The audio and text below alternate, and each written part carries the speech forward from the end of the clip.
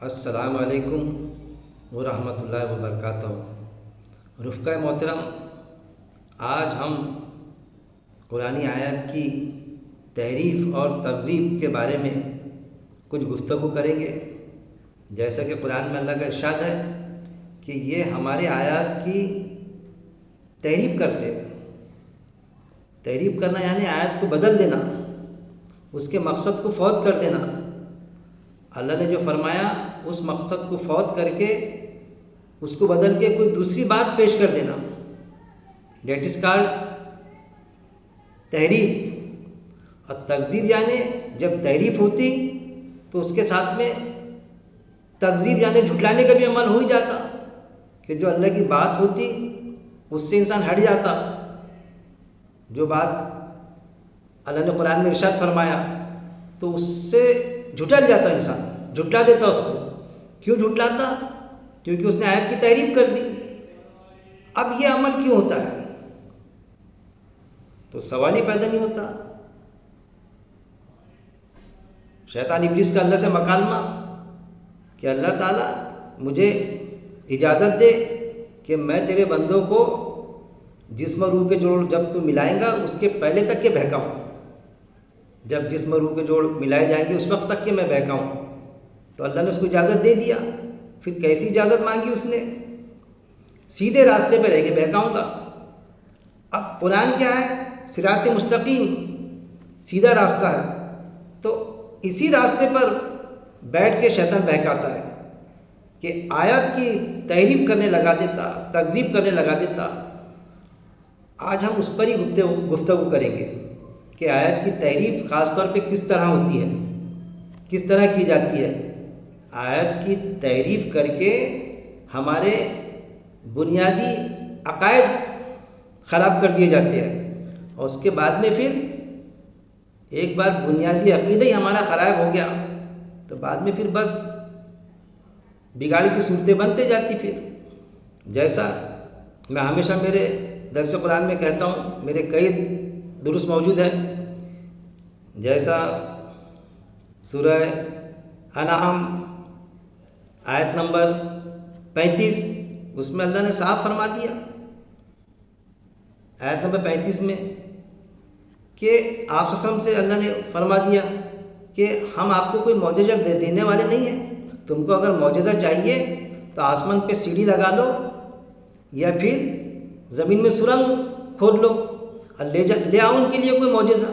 کیونکہ اس وقت کے جو کفار تھے، انکار کرنے والے، جیسا پہلے کے نبیوں کو اللہ تعالیٰ نے معجزے دیے تھے، آپ صلی اللہ علیہ وسلم کو بھی کوئی معجزہ کوئی بتایا آپ صلی اللہ علیہ وسلم تو ہم مانیں گے بات کو۔ تو اللہ نے صاف انکار کر دیا۔ آپ صلی اللہ علیہ وسلم کا بھی دل یہ ہوتا تھا کہ اللہ پہلے کے نبیوں کو دیا، مجھے بھی کوئی معجزہ عطا کر دے تاکہ میں ان کو عاجز کر دوں۔ معجزہ یعنی عاجز کرنا، حق بات معجزے کے ذریعے سے پیش کرنا، اور جو نہیں ماننے والے ہیں وہ عاجز ہو جائے۔ لیکن کیا ہوا؟ اس کے پہلے معجزات بھی اللہ نے انبیاء کرام کو دیا، لیکن معجزے کے بعد میں بھی کیا کہا انہوں نے؟ موسیٰ علیہ السلام کا جو واقعہ ہم کو ملتا، جادو ہی سمجھا، جادو یعنی سحر سمجھا، نظروں کا دھوکہ۔ سورہ طٰہٰ میں باقاعدہ وہ پورا واقعہ درج ہے۔ تو آپ صلی اللہ علیہ وسلم کو اللہ نے کوئی معجزہ نہیں دیا۔ قرآن کی آیت گواہ ہے، سورہ انعام آیت نمبر 35۔ اسی طرح ہم تو یہ مان لیتے ہیں کہ نبوت کا دروازہ بند، کہ آپ صلی اللہ علیہ وسلم کو نبوت مل گئی، اس کے بعد میں اب کوئی نبی آنے والا نہیں۔ اگر کوئی یہ دروازہ کھولتا ہے تو گویا کہ ہم یہ کہتے ہیں کہ بھائی اس نے تو نبوت کا دروازہ کھولا، یہ تو قادیانی ہے۔ لیکن میرے بھائی، سورہ انعام آیت نمبر 35 کے مطابق اگر کسی نے معجزے کا دروازہ کھولا تو وہ کیا ہوں گا؟ یہ بھی تو سوالیہ نشان کھڑا ہوگا نا۔ لیکن بتایا جاتا ہے حدیث کے ذریعے، آپ صلی اللہ علیہ وسلم کو 180 200 ایسے معجزے دیے۔ پھر قرآن سے بھی ثابت کیا جاتا معجزے کو، اس پر ہم کچھ غور کریں گے۔ ایک معجزے کا معاملہ یہاں بگاڑ کی صورت شیطان نے، ابلیس نے پیدا کر دی، عقیدے کا بگاڑ، بنیادی بگاڑ۔ دوسرا ایک یہ بگاڑ کہ جسم و روح کے جوڑ تو قیامت کے دن ملائے جائیں گے، لیکن قبر میں جسم و روح کے جوڑ مل جاتے ہیں، جس کا قرآن میں کہیں بھی ذکر نہیں ہے۔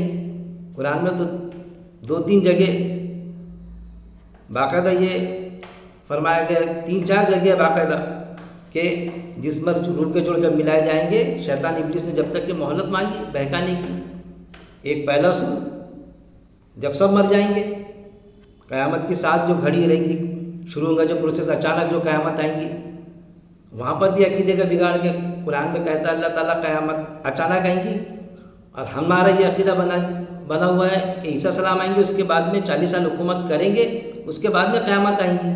تو پھر اس آیت کا کیا ہوگا میرے بھائی کہ قیامت اچانک آئیں گی، پلک جھپکتے آئیں گی؟ تو یہ ساری چیزیں کہ یہ آیتوں کی تحریف کرنے سے بنیادی عقیدے خراب، جسم و روح کے جوڑوں کا مل جانا، قبر میں 3-4 سوالات ہونا، پھر معجزے کے تعلق سے، پھر تیسرا معاملہ یہ بھی ہم کو ملتا۔ اب دیکھیے جب معجزہ کا دروازہ کھلا تو پھر عقیدے بگڑنا شروع ہو گئے کہ جب آپ صلی اللہ علیہ وسلم کو معجزے اللہ نے عطا کیا، جو کہ اللہ نے منع کیا کہ ہم کوئی معجزہ دینے والے نہیں ہیں، آیت گواہ ہے، لیکن جب دروازہ کھلا تو پھر جو آیت ہے تو آیتوں کی تعریف ہونا شروع ہو گئی۔ جیسا آپ صلی اللہ علیہ وسلم کو قرآن میں فرماتا اللہ کہ آپ صلی اللہ علیہ وسلم امی تھے، سورہ جمعہ آیت نمبر 2 میں ہے امیوں میں سے ہم نے امی کو رسول بنایا، نبی بنایا۔ تو اب امی کا مطلب یہ لیا جاتا ہے کہ امی یعنی ان پڑھ، کہ آپ صلی اللہ علیہ وسلم کو کچھ پڑھنا لکھنا نہیں آتا تھا، گویا کہ ایک معجزہ کہ آپ صلی اللہ علیہ وسلم کو پڑھنا لکھنا اللہ تعالیٰ نے ڈائریکٹ آپ صلی اللہ علیہ وسلم سیکھ گئے۔ تو سوال وہ بھی نہیں، قرآن میں جو آتا تو امی کے معنی ہوتے نہیں جاننے والا اصل میں، لیکن ہم لے لیتے ان پڑھ، یہ بتایا جاتا ہم کو کہ وہ ایک معجزہ نہیں جاننے والا، جبکہ آیت گواہ ہے آپ صلی اللہ تعالیٰ نے صاف کہا کہ ہم نے وہ علم سکھایا جو آپ نہیں جانتے تھے۔ ایمان اور یقین کیا ہے آپ نہیں جانتے تھے، بگاڑ کی صورتوں سے آپ صلی اللہ علیہ وسلم پریشان تھے، اس لیے تو غار حرا میں جاتے تھے آپ صلی اللہ علیہ وسلم، تو اللہ نے کیا نبوت دے دی آپ صلی اللہ علیہ وسلم کو، جو اللہ کا فیصلہ تھا۔ تو امی کے معنی ہوں گے یہ بگاڑ کی صورت کہ امی یعنی نہیں جاننے والا۔ اب اگر آپ صلی اللہ علیہ وسلم کو معجزہ دیا تھا کہ آپ ان پڑھ تھے، پڑھنا لکھنا آپ کو آ گیا تھا، تو پھر سورہ جمعہ آیت نمبر 2 کا کیا ہوگا میرے بھائی کہ جس میں صاف اللہ نے فرما دیا امیوں میں سے، مطلب سارے جو تھے صحابہ تو وہ بھی امی تھے، مطلب وہ بھی ان پڑھ تھے، کیا ایسا ہو جائے گا؟ تو اس چیز کو بھی ہم کو سمجھنا پڑے گا۔ دوسری ایک وہ صورت بھی ملتی کہ آپ صلی اللہ علیہ وسلم کو معراج کا سفر جو بتایا جاتا کہ معراج ہوئی، آپ صلی اللہ علیہ وسلم اوپر گئے۔ اب معراج کے معنی ہوتے اوپر، جبکہ قرآن کی آیت میں کہیں پر بھی اوپر کا ذکر نہیں ہے، وہ تو مسجد حرام سے بیت المقدس کا سفر ہے، وہ اصل میں زمین سے زمین کا سفر جو کرایا گیا۔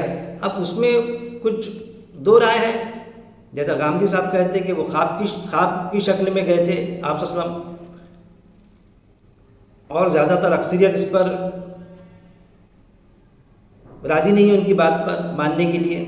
اکثریت علماء کی یہ کہتی ہے کہ نہیں، آپ صلی اللہ علیہ وسلم جسم کے ساتھ میں گئے تھے وہاں پر، یہ چیز ہے۔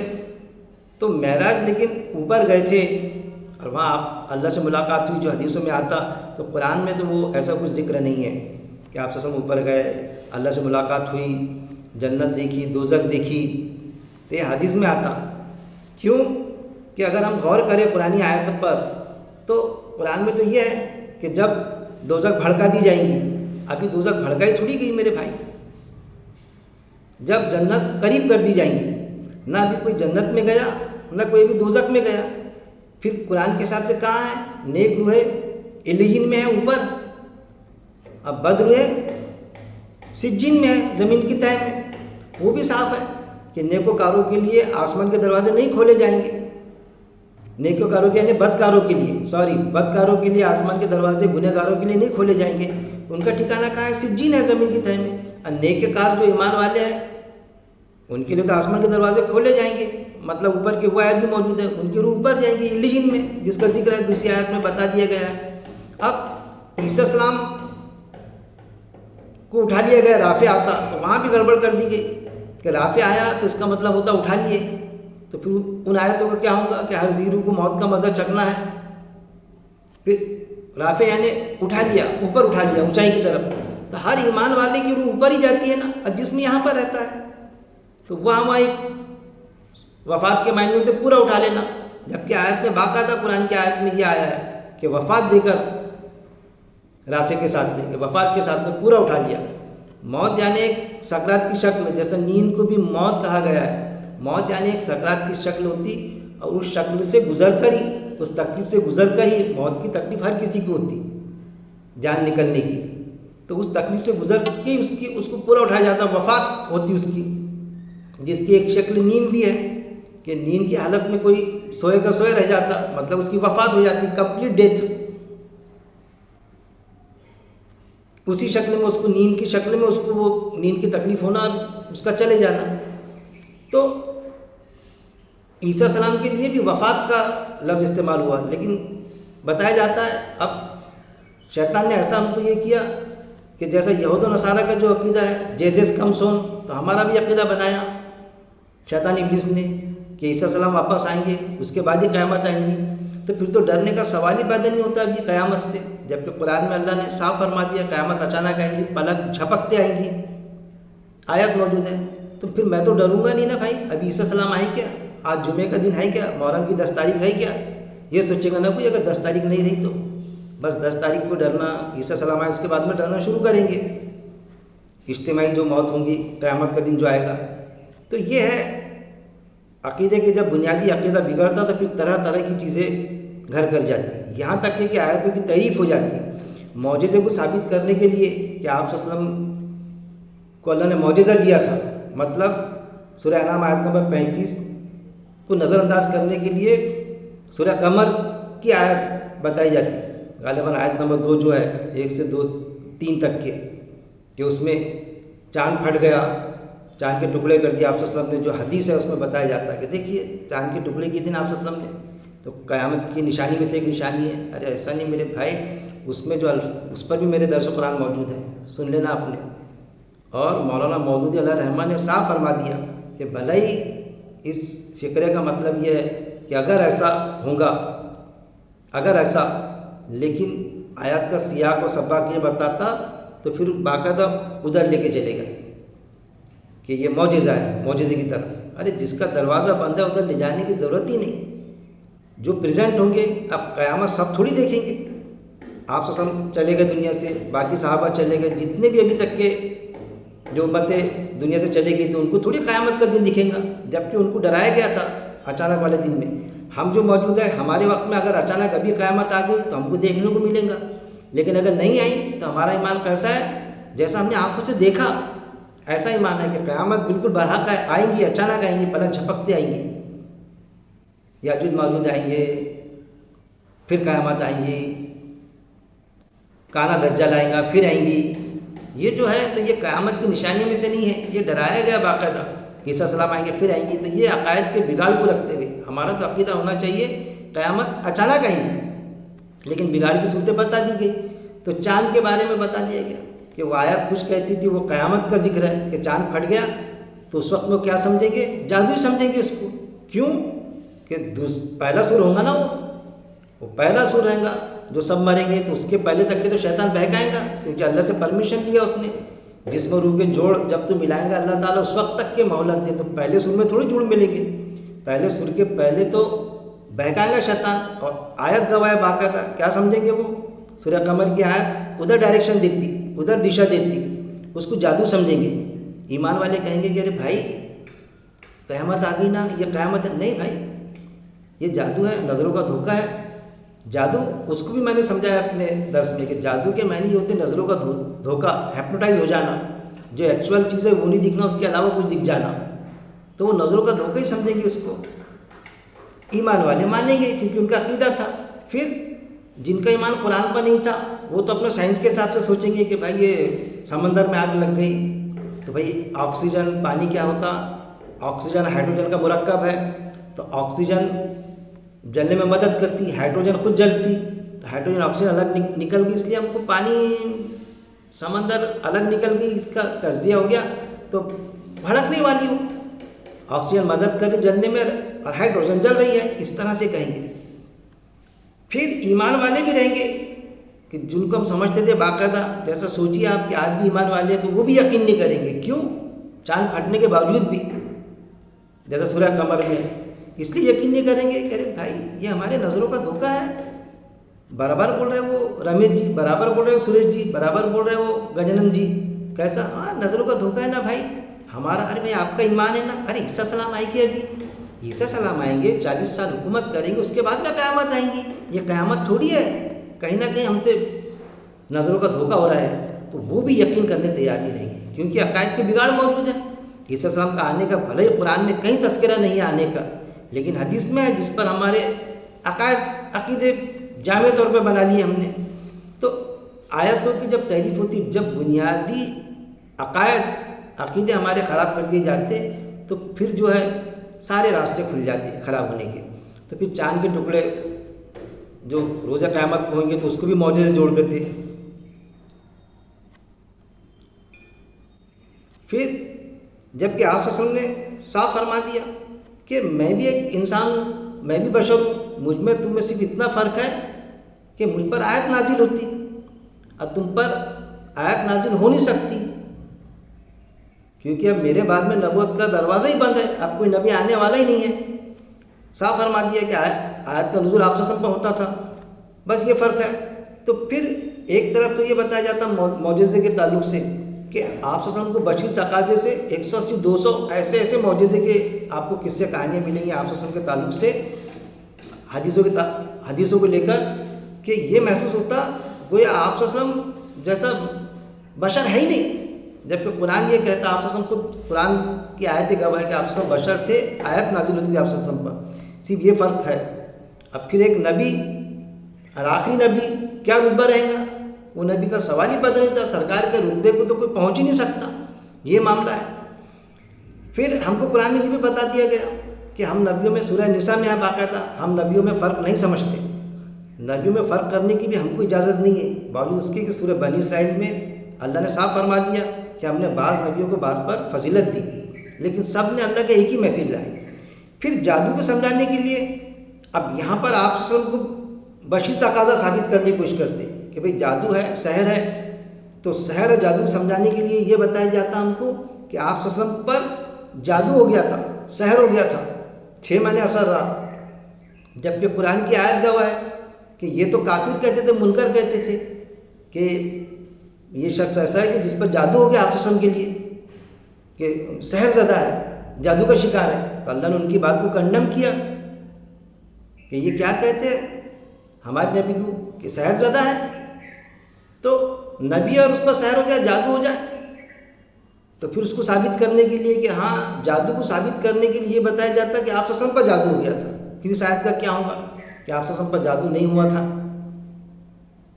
یہ ساری چیزوں کو کہیں پر یہ کہ بشری تقاضے سے آپ صلی اللہ علیہ وسلم کو نکال دینا، کہیں پر یہ کہ بشری تقاضا ایسا آیت کرنا کہ آیت کو نظر انداز کر دینا، کہ آیت کہتی کہ آپ صلی اللہ علیہ وسلم پر سحر زدہ نہیں تھے. آپ صلی اللہ علیہ وسلم کو کوئی جادو نہیں ہوا، کوئی سحر نہیں ہوا، اور ہم ثابت کرتے نہیں ہوا، 6 مہینے اثر رہا. تو یہ کیوں ہوتا؟ بگاڑ کی صورت کہ ہم حدیث سے قرآن کو سمجھنے کی کوشش کرتے، قرآن کی آیتوں کو، جبکہ ہم نے قرآن کی آیتوں کو بیس بنانا اور اس کے بعد میں حدیث کو سمجھنے کی کوشش کرنا. منکر حدیث ہونا بھی بہت غلط بات ہے، لیکن جو حدیث قرآن کی آیت سے ٹکرائیں گی تو اس کا تو ہم انکار ہی کریں گے، لیکن جو حدیث قرآن کی آیت کی ترجمانی کریں گی تو وہ تو ہم گلے سے لگائیں گے، کیونکہ حدیث پریکٹیکل ہے آپ صلی اللہ علیہ وسلم کا. یہ نہیں کہ اللہ نے جو تھیوری پیش کی، احکامات اللہ کے آئے تو بس آپ صلی اللہ علیہ وسلم نے لوگوں تک کے پہنچا دیے اور خود عمل نہیں کیے. آپ صلی اللہ علیہ وسلم نے خود اس پر عمل کیے باقاعدہ. صحابہ رضی اللہ تعالیٰ اجمعین نے باقاعدہ اس پر عمل پیرا رہے، اپنی جانیں قربان کر دی. تو وہ جو واقعات ان کے ہیں جو حدیثوں میں ملتے، جو قرآن کی آیت کی ترجمانی کرتے، تو اس کو تو ہم ماننا ہی پڑے گا ہم کو. لیکن ایسے بھی لوگ افراد موجود ہیں جو ایمان کے دعوے دار ہیں لیکن منکر حدیث بنے ہوئے ہیں. ان شکلوں سے بھی ہم کو نکلنا پڑے گا. اللہ سے دعا ہے کہ اللہ رب العزت قرآن کی آیت کو پڑھنے، پہلے تو یہ ہے کہ قرآن کو پڑھنے، ترجمانی سے پڑھنے. ایک تو قرآن کو پڑھے نہیں جاتا، قرآن کے علاوہ ساری کتابیں پڑھی جاتی. اب قرآن میں آیت ہے باقاعدہ، ان کو کہانیاں قصوں میں بڑا مزہ آتا، اس میں بڑا مزہ آتا. کہانی قصے والی کتاب کوئی لے کے بیٹھا تو 50 اور 100 کا مجمع رہے گا مسجد میں. اب قرآن کا درس ہوا 5-10 مشکل سے ملتے. درس قرآن تو ایک تو دیے ہی نہیں جاتا، قرآن کی آیتوں پر غور و تدبر کیے نہیں جاتا، جبکہ اس کی حدیث موجود ہے کہ کوئی اگر ایک آیت پر غور و تدبر کرے تو 100 نوافل نماز کا ثواب سے بھی زیادہ اجر ہے اس کو ایک آیت پر غور و تدبر کرنے کا۔ میں ہمیشہ کہتا ہوں یہ۔ پھر سورہ الفرقان آیت نمبر 73 میں رحمان کے بندوں کی صفت اللہ نے بتائی ہے۔ کیا صفت ہے رحمان کے بندوں کی؟ کہ وہ ہماری آیتوں میں اندھے بہرے ہو کے نہیں گھستے، دوسری آیتوں میں باقاعدہ ہے کہ اس پر غور و تدبر کرتے۔ پھر یہ بھی بتایا گیا کہ علماؤں کو بھی ہم خدا نہ بنائیں، انہوں نے اپنے علماؤں، مشائخوں کو، درویشوں کو اپنا رب بنا لیا ہے۔ کیوں؟ کہ علماء حضرت کچھ خود کہتے ہیں کہ علماء حق بھی ہے، علماء سو بھی ہے، تو علماء حق علماء سو کو پہچانے گا کون؟ ایمان والے کو خود پہچاننا ہے۔ جب ہم قرآن پڑھیں گے، ہم طلب رکھیں گے کہ اللہ تعالیٰ تیری بات جیسا تو سمجھانا چاہتا ہے ویسے سمجھا دے، تو ہم کو ڈفرینسز، فرق بھی پتہ چلے گا کہ علماء حق کون ہے، علماء سو کون ہے۔ لیکن ہم کو قرآن کی آیتوں پر غور و تدبر کرنا پڑے گا، گہرائی سے سمجھنا پڑے گا، تو بات ہمارے سامنے آئے گی۔ اللہ سے دعا ہے کہ اللہ رب العزت قرآن کو پڑھ لیں، ترجمانی سے پڑھ لیں، ترجمے سے پڑھ لیں، پھر پڑھنے کے بعد میں صرف پڑھنے مطلب صرف عربی متن تک کے محدود نہ رکھنے کے بس تلاوت کر دی۔ اصل میں تلاوت کے معنی ہوتی پیچھے پیچھے چلنا، بس تلاوت کر دی، 2 رکوع 5 رکوع میں روز پڑھتا، کیا ہے اس میں تو مولانا کو معلوم نہیں، اس کا میننگ کیا ہوتا ہے؟ بھائی کیا ہے اس کے، آپ نے جو آیت کی تلاوت کی اس کے میننگ نہیں، بھائی میں حافظ ہوں، میں عالم تھوڑی ہوں۔ ارے بھائی آپ حافظ بھی ہے تو ہم کو بتانا پڑتا ہے کہ یہ آیت میں یہ چیز موجود ہے، ایسا کیا؟ کون سے مدرسے سے فارغ ہوا آپ؟ میں کسی مدرسے سے فارغ ہوں۔ ارے پھر کیسے عالم بول دیا آپ؟ ارے مجھے معلوم ہے اس آیت میں جو آپ نے پڑھے کیا ہے ترجمانی اس کی۔ تو یہ ہے کہ قرآن کو پڑھ لیں، عربی متن تک کے محدود نہ رکھنے، ترجمانی پڑھ لیں، پھر اس پر غور و تدبر کر لیں، اور غور و تدبر کے بعد میں اس آیت پر عمل کرنے، عمل پیرا ہونے، لوگوں تک کے پہنچانے، کیونکہ یہ بھی آیا ہے کہ ایک آیت بھی ہے آپ کو معلوم تو لوگوں تک کی پہنچا دو، پوری انسانیت تک کے، نہ کہ صرف یہ کہ بس ایمان والوں کے حد تک کے۔ کیوں؟ کہ قرآن کا سبجیکٹ انسان ہے، مضمون انسان ہے، یہ پوری سمست مانو جاتی کی کتاب ہے، سارے انسانوں تک کے ہم کو پہنچانا پڑے گا، کم سے کم جو ہمارے سمپرک میں ہے۔ اللہ یہ نہیں پوچھے گا کہ جارج بش تک کے کیوں نہیں پہنچا ہے، ارے جو تمہارے سمپرک میں تھے، جو شادی بیاہ میں تمہارے ساتھ میں آتے تھے، جن کے ساتھ میں آفیسز میں کام کرتے تھے، آپ محنت مزدوری کرتے تھے، ان تک کے آپ نے پہنچایا قرآن؟ ان کی دعوتوں میں جاتے تھے، اپنے پروگرامز میں ان کو بلاتے تھے، کیا قرآن کی دعوت کو پہنچایا؟ نہیں، قرآن دیتے نہیں آتا غیر مسلم کو کیونکہ وہ ناپاک ہے، اس طرح سے بتایا جاتا۔ ارے قرآن کا سبجیکٹ انسان ہے میرے بھائی، یہ تو ایسا ہو جائے گا ایک اژدھا جو ہوتا دھن پہ بیٹھ جاتا، دھن سے کوئی فائدہ نہیں اٹھاتا، مگر کسی نے ہاتھ لگایا تو پھنی مارتا، تو ہم اس طرح اژدھے کی، سانپ کے مانند نہ ہو جائے۔